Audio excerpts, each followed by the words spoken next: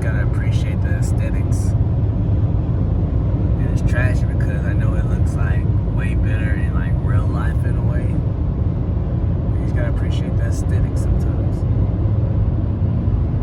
In a world where one has places to go, people to see, and money to make, how does one find time to get all of it done? See, my name is Ryan Vernon, and this is The Hustle for Show. And it's interesting because I'm getting more comfortable with consistency. Like, I'm someone who's good with consistency, persistence, and like ambition. Yet I'm getting more comfortable with just consistency, just the everyday stuff. Literally. And getting more comfortable with the idea of, again, I have to pour my own cup first before I could pour it to others. At the same time, I have to make sure that it's a cup and not a sieve.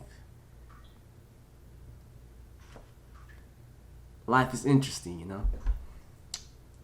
And so I had a chance to like get comfortable in front of the camera again. So check out the video. This is today's the 22nd. So it's gonna be from the 1st to the 15th.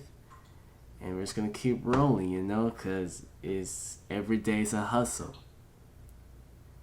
Every day's a hustle. It's a marathon, literally. And the more you get into this race, initially you're like, oh, I'm starting out strong, but then I never ran a marathon, don't get me wrong. I never ran a full marathon. I did like something short, something that I was able to do without training. But it's a marathon. Getting literally more comfortable with consistency. Because you are your habits, you know? But yeah, no, hope y'all enjoy the rest of the episode. And until next time, keep hustling, y'all. Keep hustling. Peace. Check out the description for Black Wall Street, the board game. But for Grill Grounds Coffee, making a IG post for Violet Fletcher. And it's just like, wow, like, it's one of those stories you hear about. It's just kind of mind-blowing because she was born in 1914. Shout out to the fraternity. She was born in 1914 and was 7 in 1921. And I was listening to her speak about what happened in Tulsa, Oklahoma, and it's like she said back in 21, and if you go hear that nowadays, you think, oh, 2021, you know, but she said back in 21, and I'm just like, you're talking about 1921. You're talking about a whole 100 years ago.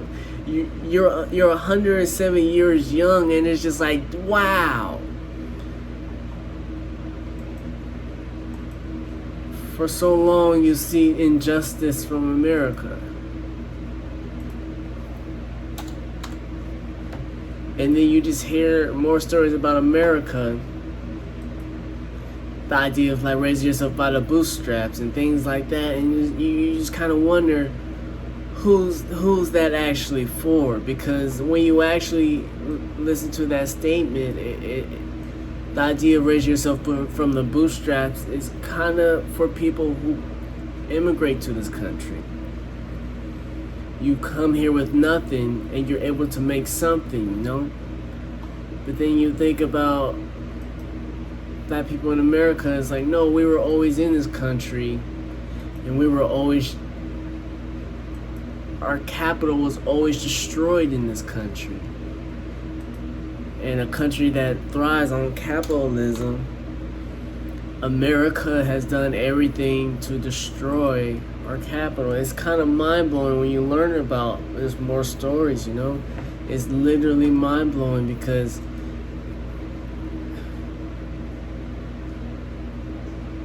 you start to see that, one, the changes you want to see is possible, you know?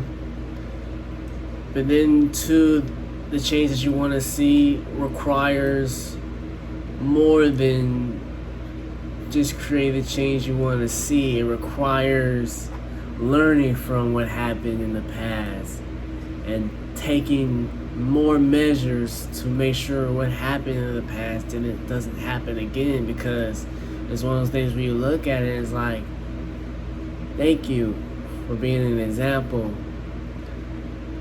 but I can't see myself going through the same thing because I have your example. And why would I want to do the same thing you do if I can make something easier? And in that statement, it's like, oh, how can I make sure that that doesn't happen again? So in the way jumping into this portal is like, let me take actions now to make sure that things like what happened there doesn't happen again. But to show that rebuilding from the ground up is not impossible. It's crazy thinking about America because it's like, this shouldn't be my reality, if that makes sense. This is America. So I'm doing my budget for the month, and I'm like so proud of myself, but last month, I stopped towards the last couple of days. But last month was really like the first month I really kept track of every single purchase. And I needed that. For more so now, just like the habit of just knowing everything of my spending. And then reflecting on it and just seeing the food, and I was just like, honestly, if I could cut down on food, literally, like, what can stop me? And that's probably one of my biggest motivations for like cooking more at home. That and like how food affects my stomach, and it's just like, let me just do the best for me, you know. Shout out to, it's one of those things where like I'm mad that it happened, but me having my car totaled was probably the most necessary thing I needed in my life. Cause gosh, everything was like good when I had it. Not to say everything was good, but I could live a different life while having my car, but not having it force me to live a different life, and I needed that. Sometimes I'm just literally bamboozled, baffled at things I do sometimes, you feel me? And like, oh my gosh, thinking about like just this idea that I do these share stories, you feel me? And humbling experience, actually, it reminds me of, you know, the vlogs and falling off here and there. But knowing that like share a story it's like something I want to like keep up, you know. So in this moment, it's humbling because it's like, it was small scale, yet I'm having fun with it. But you gotta keep it up, you know. You gotta do things to like keep it up. But again, now that like think back in the moment of like, oh my god, like I think about me, I'm just like, oh my god, how do I even do the things I even do? You feel me? Like how you feel me? And because thinking about like the share story thing, I'm just like, that was literally like a one take Drake. You feel me? It's literally like a one take Drake. It was like, bam, it's done. You know. Working on getting this episode done. It really is like exciting because it's like I'm doing it, you know, and I did it on time, relatively. It's I got on the day thank God I didn't give it time yet. I'm still working on that part. But I got it done, and it's also like a humbling thing too, because again, we done the vlogs before, but we done the vlogs and we stopped. And throughout that, it allowed me to see like habits of mine, and it allowed me to like grow from those habits. And it's one of, matter of fact, this shoulder hurts actively. Oh my God, it like actively hurts, and I know why too, from like a previous injury. But you gotta give yourself a pat on the back sometimes, because you gotta take all your, because it literally is like, wow, I've done work before, and so I know habits, and you can really learn from that, you know? You can really learn from it, and you just gotta be appreciative of like everything you do. So I'm learning about, or not so much learning, but I'm learning as well. I'm writing a story about James William Johnson Jr. I'm writing an Instagram post. And it has me learn a little bit more about the national anthem. And you would think the national anthem has been in America's history for the longest, but it's not even 100 years old yet.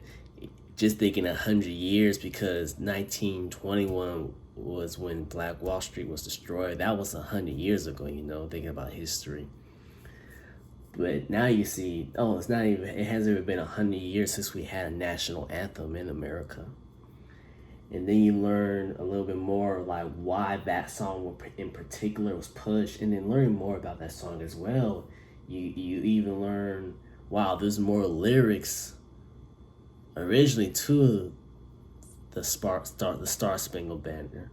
And then I was just reading this one article, and the song was cut because it has like an anti-British theme to it, and when the Star Spangled Banner was coming into like America's existence, America and British were allies at that point. So it's just interesting hearing more to the story than what was just previously known, you know. It's actually pretty interesting just learning about just different stories just throughout America, you know. And it's crazy because I've been writing stories, and right now I want to expand it to like stories from like Africa, but there's just so many stories I don't even know about America that it's just gonna take time to get there.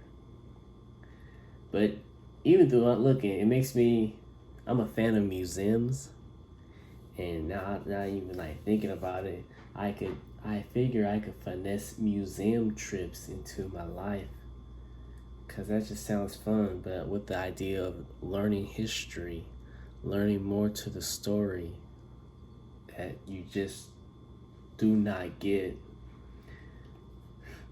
It's crazy. Like I have books that I've been reading and that I just have, and sometimes I be stressing about how to write a story, but then one thing is literally, it's interesting because like one piece will lead to the next piece, and that'll lead to the next piece, and then I'll be talking to my little brother and he would suggest something, and I'm just like, oh my God, thank you. I was stressing because I had nothing, you know. And it just it's interesting, you know. It's interesting how there's so many pieces not known, yet they just come together, you know. They just come together. So finishing up this IG post, and TBH, I'm not the best with grammar, but I have my go-to methods. That's using this one website called grammarcheck.net, and I copy and paste on there, and it corrects some of the things, but it doesn't correct everything.